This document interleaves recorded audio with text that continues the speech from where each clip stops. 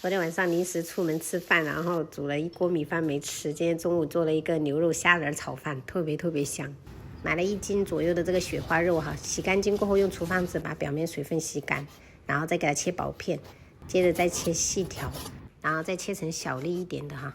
嫌麻煩的朋友也是可以直接用绞肉機绞成肉末也可以。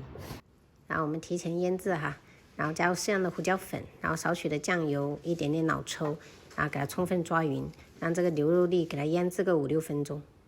然後蔬菜的話，我們就準備一點胡蘿蔔丁，然後這個玉米粒哈提前剝好，然後清洗乾淨備用。剛好速凍區還有一點這個黑虎蝦仁哈，直接給它切成這種小段。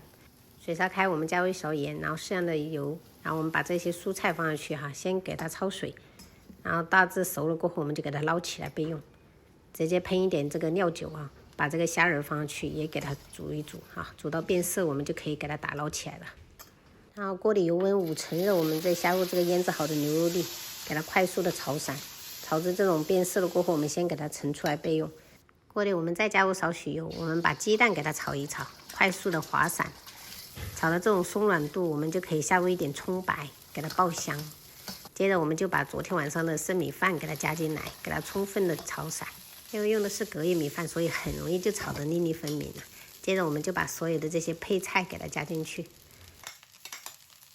然後再加入一些蔥花哈，然後調味我只加了鹽。那如果想要顏色更好看的話，可以弄一點醬油。朋友們，一道簡單又美味的蝦仁牛肉炒飯就做好了，真的特別好吃，配菜又豐富，而且吃起來又有肉香又有蛋香。做了一個涼拌海帶絲，然後湯的話就是玉米排骨湯，加了蛤蜊。哇，這個蛤蜊真的很大。吃牛肉炒飯啊！再給朋友們介紹一下我這一碗，我這個是單獨炒，加了那個青辣椒，我婆婆種的，還加了一點那個剁椒下去炒，香噴噴。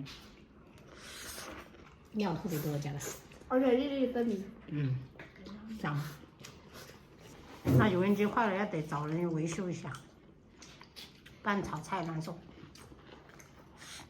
要真會挑啊，挑肋排啊，還專挑肋排吃。肋排會一縮脫骨。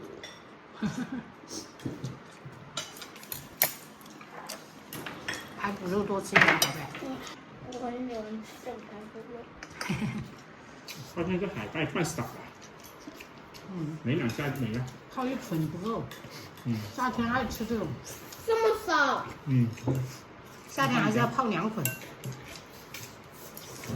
下次我們再泡。好啊。好大兒，以後要長8塊腹肌哦，才能對得起一頓。你看吃了8根排骨，朋友們，超愛乾肉的。